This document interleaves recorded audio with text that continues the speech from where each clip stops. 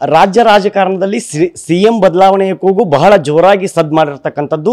ಅದರಲ್ಲೂ ಕೂಡ ಸಿಎಂ ಬದಲಾವಣೆ ಆಗ್ತಾರೆ, ರಾಜ್ಯಕ್ಕೆ ಹೊಸ ಮುಖ್ಯಮಂತ್ರಿ ಬರ್ತಾರೆ ಅನ್ನೋ ಕೂಗು ಕಾಂಗ್ರೆಸ್ ವಲಯದಲ್ಲಿ ಸಾಕಷ್ಟು ಜೋರಾಗಿ ಕೇಳಿ ಬರ್ತಿದೆ. ಇದರ ಮಧ್ಯೆ ನಿನ್ನೆ RB ತಿಮ್ಮಾಪುರ್ ಅವರು ದಲಿತರು ಕೂಡ ಸಿಎಂ ಆಗಬೇಕು, ನನಗೂ ಅವಕಾಶ ಸಿಕ್ಕರೆ ನಾನು ಸಿಎಂ ಆಗ್ತೀನಿ ಅಂತ ಹೇಳಿದ್ರು. ಈ ಕುರಿತು ಮಾತನಾಡಲು ಸ್ವತಃ ಸಚಿವರಾದಂತಹ RB ತಿಮ್ಮಾಪುರ್ ಅವರು ನಮ್ಮ ಜೊತೆಗಿದ್ದಾರೆ. ನಾನು ಅವರನ್ನೇ ಮಾತಾಡ್ತೀನಿ. ಸರ್, ಈಗ ರಾಜ್ಯದಲ್ಲಿ ದಲಿತ ಸಿಎಂ ಕೂಗು ಕೇಳಿ ಬರ್ತಿದೆ ಮತ್ತು ಸಿಎಂ ಬದಲಾವಣೆ ಕೂಗು ಯಾಕೆ ಕೇಳಿ ಬರ್ತಿದೆ ಸರ್?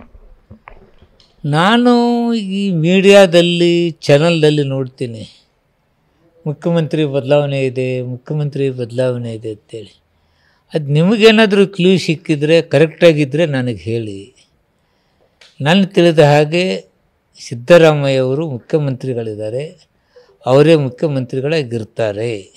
ಯಾವಾಗ CLPಯಲ್ಲಿ ಅವರು MLAಗಳು ಅವ್ರಿಗೆ ವಿರೋಧ ವ್ಯಕ್ತಪಡಿಸಿದರೆ, ಹೈಕಮಾಂಡ್ದವ್ರು ಬೇಡ ಅಂದರೆ ಅದ್ರ ವಿಚಾರ. ಅದು ಏನು ವಿಚಾರ ಇಲ್ಲದೆ ನಿಮ್ಮ ಚಾನಲ್ಗಳಲ್ಲೇ ನಾನು ನೋಡ್ತಾ ಇರೋದು ಮುಖ್ಯಮಂತ್ರಿಗಳ ಬದಲಾವಣೆ ಇದೆ ಅಂತೇಳಿ. ಸರ್, ಈಗ ನಿನ್ನೆ ತಾವು ಒಂದು ಮಾತು ಹೇಳಿದ್ರಿ, ನಾನು ಯಾಕೆ ಸಿಎಂ ಆಗಬಾರ್ದು, ದಲಿತರಿಗೂ ಒಂದು ಅವಕಾಶ ಸಿಗಬೇಕಂತೇಳಿ. ಸಿದ್ದರಾಮಯ್ಯ ಇರುವವರೆಗೆ ನಮ್ಮ ದಲಿತರದು ಮತ್ತೊಂದು ಮಗದೊಂದು ಕೂಗಿಲ್ಲ. ಒಂದು ವೇಳೆ ಅವರು ಏನಾದರೂ ಬದಲಾವಣೆ ಆದಾಗ ಮಾತ್ರ ಈ ವಿಚಾರ.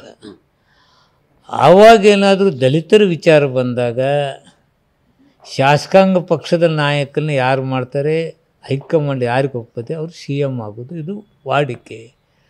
ಇದು ಸಂವಿಧಾನಬದ್ಧವಾಗಿರ್ತಕ್ಕಂಥ ಒಂದು ಪದ್ಧತಿ. ಆದ್ದರಿಂದ ಆ ಪ್ರಕ್ರಿಯೆಗೆ ಉದ್ಭವಿಸೋದಿಲ್ಲ. ಅಂಥದ್ದೇನಾದ್ರು ಉದ್ಭವಿಸಿದಾಗ ದಲಿತರನ್ನು ಮಾಡ್ತಾನಂದರೆ ಯಾಕೆ ನಾವು ಅರ್ಜಿ ಹಾಕಬಾರ್ದು? ಏನು ತಪ್ಪಿಲ್ಲಲ್ಲ. ನೀವು ಯಾಕೆ CM ಆಗಬಾರ್ದು ಅಂತ ಅದೇ ಈಗಾದರೂ ಪ್ರಶ್ನೆ ಉದ್ಭವ ಇಲ್ಲ. ನೋಡೋಣ, ಇನ್ನೂ ಅವಕಾಶಗಳು ಸಾಕಷ್ಟು ಅದಾವೆ. ನಾವು CM ಆಗ್ಬೋದಲ್ಲ, ಯಾಕೆ ಆಗ್ಬಾರ್ದು?